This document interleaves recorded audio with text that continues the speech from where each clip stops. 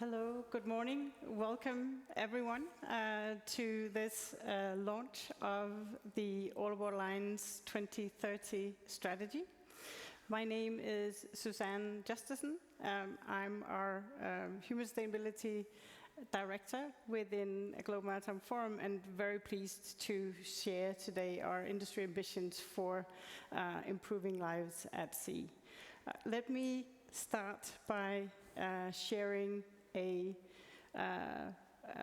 small story from an officer working at sea. He was working very long days, very long hours, and was incredibly tired and fatigued. They were 17 crew members on board his vessel. They were all incredibly fatigued, so he was worried that something might happen. So what he did was he reached out to his flag state, hoping that they would help adding more crew members to the vessel. But what the flag state did instead was that they lowered the minimum requirement from the 18 that it was to 17 instead. So that's just one example of where we often end up, where compliance becomes more important than crew well-being and safety as well.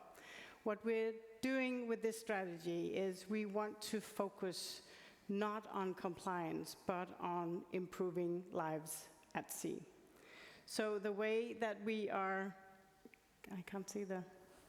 the way that we are proposing to do that is that we are with the All Aboard Alliance, which is a community of companies very much focused on putting people at the heart of every voyage. With this strategy, we want to create or hope and aim to define a shared direction for the industry towards 2030, in showing and working together to make life at sea safer, more attractive, and truly human sustainable by 2030. We have nearly 2 million seafarers that are working on board our fleet to make to move global trade every single day. They deserve safety, they deserve respect, and they deserve well-being, just like everyone else. The future of this industry very much depends on its people, and human sustainability is a key condition to make that happen. So let me now hand over to the co-chair of the All Aboard Alliance, Mikael Skov, who's also the CEO for Hafnia. Over to you, Mikael. Thank you, and also from me, a big welcome to everyone here today. I would just like to start with just saying very quickly that thank you very much to the Global Maritime Forum and to the All Aboard Alliance team for assisting and helping the industry in improving on this very important task. So I'm personally very proud of having been co-chair for this and have been involved in this for a number of years, and I think it's one of these areas that there is still room for a lot of improvement, which is what we're trying to outlay here in the strategy. So just starting a little bit looking at the actual strategy and what we set out to do. First thing first is that we do need to have the correct data, and we do need to understand situations before we can improve them. So this has been a fundamental part of the All Aboard Alliance since day one, that it's not about emotions, it's not about guesswork in general, it's about trying to collect data and get the right impression of what status is. And this is what we've been trying to do and what we will continue to do, make sure that we can progress on the back of understanding situations. It should also be clear that this is not saying that the industry overall is at the same standard. The All Aboard Alliance recognizes that owners are at different levels. Some have much better conditions, much better working conditions than others. We are simply trying to help raise the floor so that we as an industry collectively can help each other move forward and be proud of the conditions that we are offering to everybody, whether you work at sea or on shore.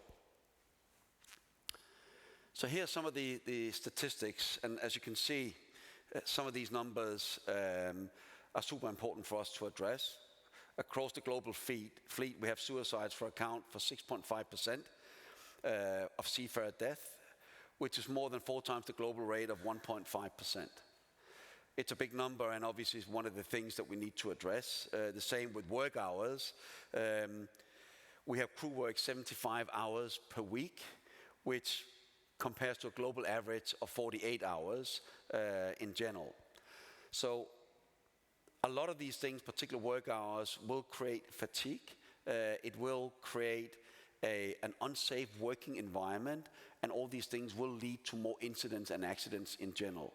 So we do need to focus on these data and try to see how we can not just improve on them, but also actually make them more compatible to what we would expect, whether you work again at sea or on shore.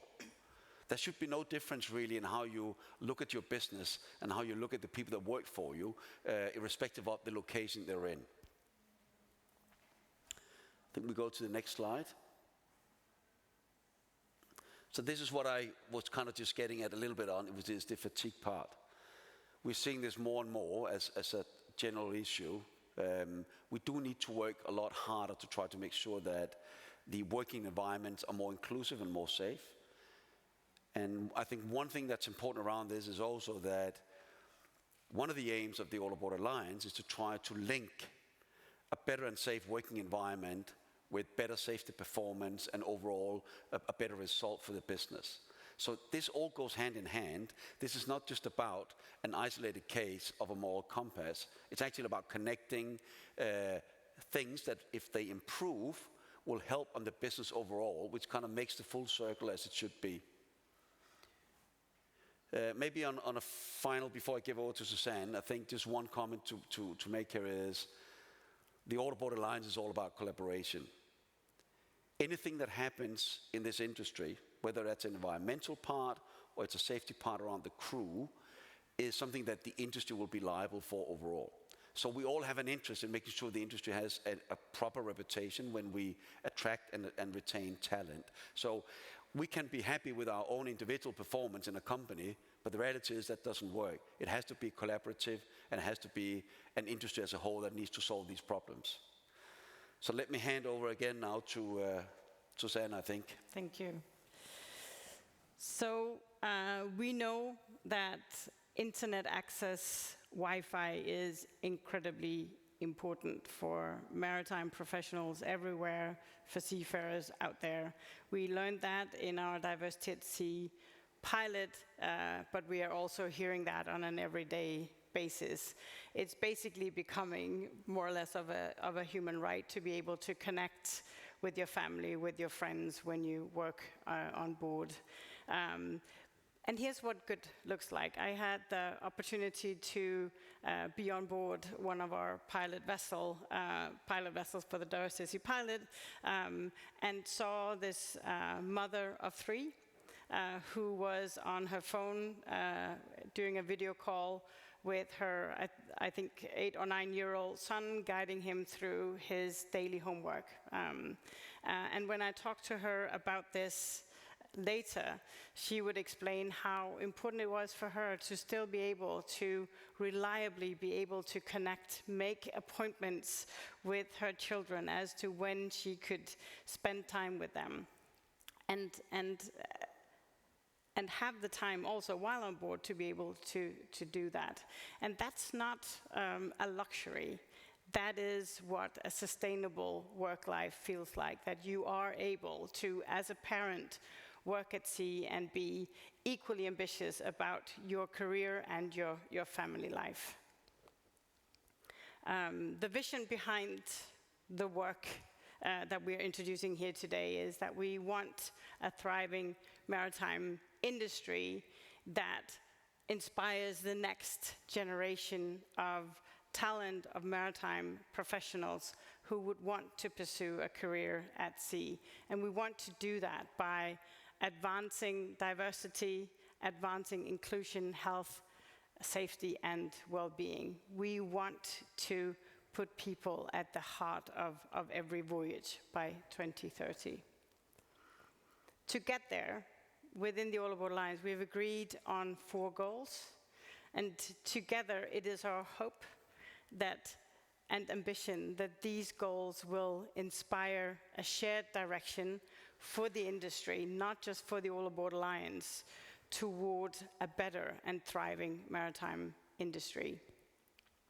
Within each of the 4 strategic goals, we have 10 focus areas that together form a matrix of action where we see the need for collective action.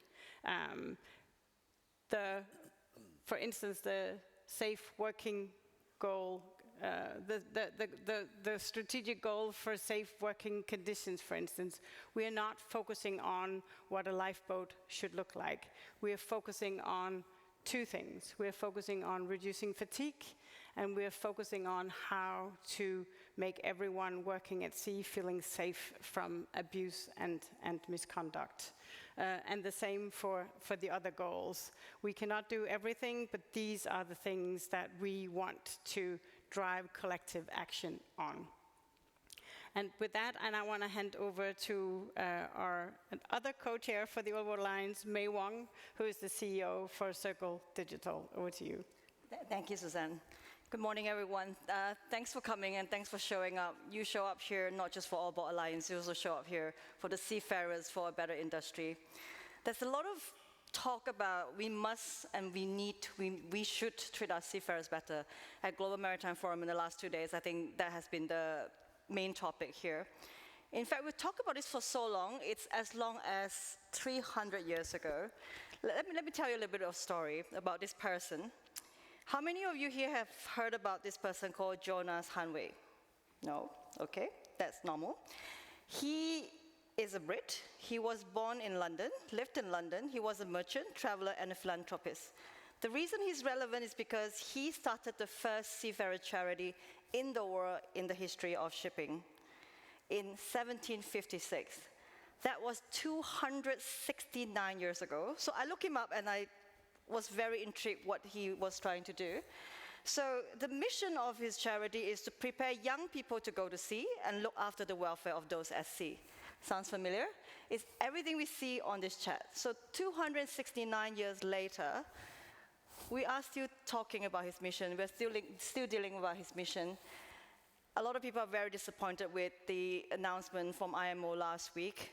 But if Jonas is here in this room today with us, he has waited 269 years, and we're still working on this. So this is a bit crazy, and it's a very, very big problem that we need to solve. Today, there is approximately 700 seafarers charity in the world that is active, supporting our workforce. I was trying to look up how big shipping is as an industry. I couldn't find the answer, but I added all the market cap for all the big shipping companies together. It's about 130 trillion US dollars. For an industry this big, we're outsourcing our welfare of our seafarers to charities. That doesn't sound quite right. If you look at what Susanne explained earlier, everything on this list is nothing extraordinary. If you have a child, if you have a son or a daughter, when they go to work at shore, you would expect them to have most of these things. But these are the goals that we have to work for our seafarers at sea. So what we have asked for is nothing ordinary, nothing extraordinary. These should be things that our seafarers can count on.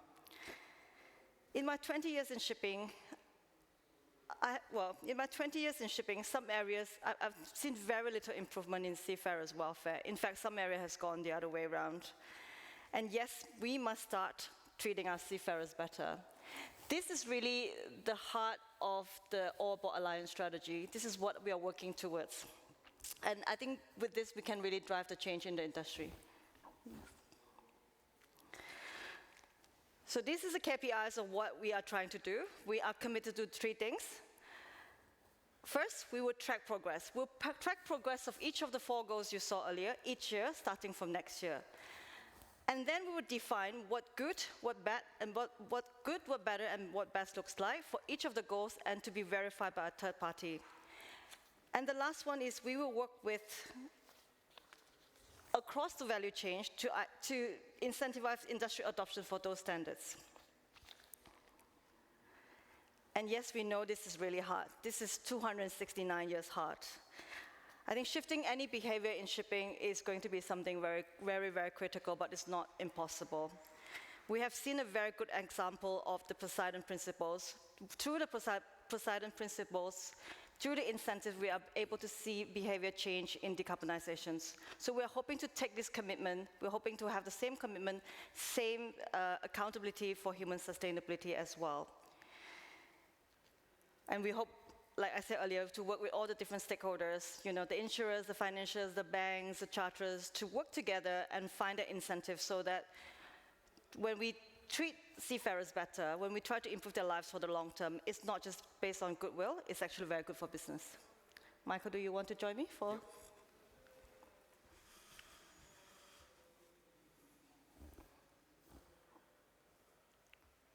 Thank you. So, just in summary of what we've just gone through, this is about a collective action. This is not something that we as individual companies can do ourselves.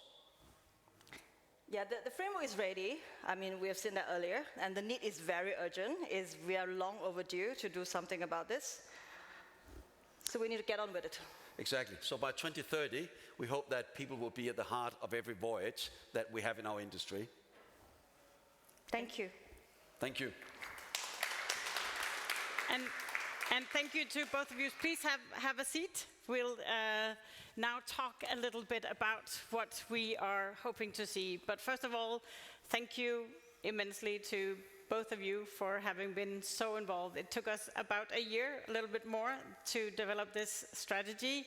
And thank you to all the members of the All Aboard Alliance, our strategy group, our drafting group, for being involved in this work. But now we need to put this into sort of how are we going to do this?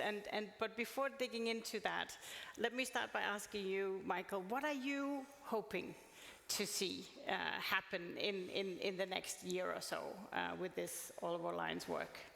Well, I mean, I certainly hope that what we have already started, that we will continue to see data that will support some of the initiatives that we're putting forward, and also will show us some progress.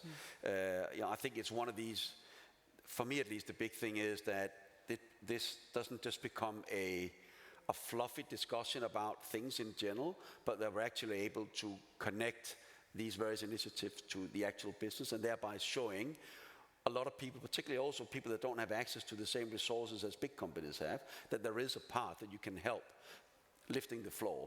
So that's definitely part of my hope we'll get there. Thank you. Meei, so we just had an opportunity to launch the strategy right before this with members of the All Aboard Alliance here. And we had the opportunity to look into what are the issues that are more urgent and that we hope will be more impactful. According to you, where do you see that we most urgently need to take action as the Alliance and as an industry? I was very encouraged by the launch this morning. So I was walking around the room talking to different people. The 4 goals we set earlier in the report, I think all the 4s are very important. When you talk to different people have different need or different feeling of urgency. But I would say all the 4 goals that we've set are equally urgent, equally important for us to achieve next year. So no help in prioritization. We have to do them all. We just have to do them all. We're already very late, so yes. We should do them all quickly. Good point. So with this, I think it's time to maybe ask for if there are any questions from anyone.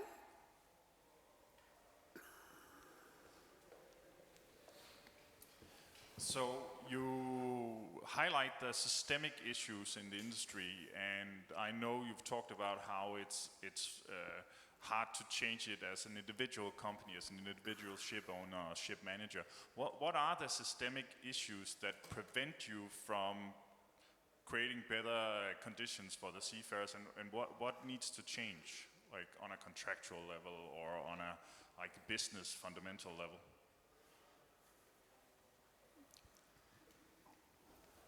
We'll let the ship owner go first, and then I'll do the non-ship owner view of that. Yeah. Yes, so I think there are a number of things. I think fundamentally, we can't ignore the fact that there is a lot of bias in our industry, right? That kind of goes back many decades. And I say this also recognizing that it's not necessarily always deliberate. I just think there have been certain things that has been ongoing for a long, long time that needs to kind of be revisited. And I think a lot of that has, one of them, for instance, I think has to do with leadership. You know, the amount of capital that's being invested in leadership education onshore should equally be invested in leadership, I think, at sea, because at the end of the day, it's also about how you manage certain groups of people, right? There are kind of on a final note, there are a lot of things where we would not tolerate that, and it would not be tolerated in an office that is being tolerated at sea, just to take it simplistic. So I think there is, one of the things is a recognition of bias and a leadership task that has to be invested in more. If I just add on to that, I think it's also lack of awareness. Like Michael said, we, as an industry, we've been doing things the same way for very, very long. And there are owners who outsource their technical management, their manning to a third-party ship manager. So they may not necessarily know what is happening. So it's also lack of awareness and also just very used to the way that the industry has been operating. I think by having a lot more transparency, a lot more data point that we're sharing, a lot more shared experience, that would really give the industry a better standard sort of reference point for shipping to do better than that. Yep.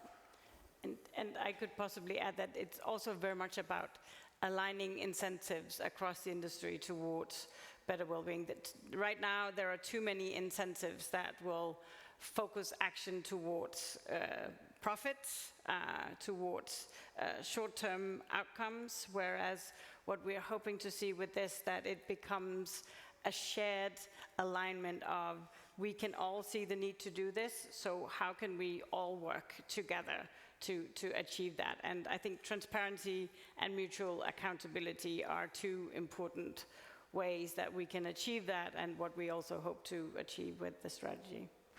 I also think in reality there are financial incentives that comes with that. Yeah. I think because we've been doing the same thing, same way for too long, we need to look at how that is impacting the seafarers and therefore the operations, the ship's operations, the ship performance. And if we can find some correlations to the performance, I think the owners will be more inclined to do it. Yeah, that's a good point. I think we need to wrap up, but thank you so much for being here, and thank you to Mikael and Meei for all the work that you put into this. Thank you. Thank you, Susanne. Thank you. Thank you.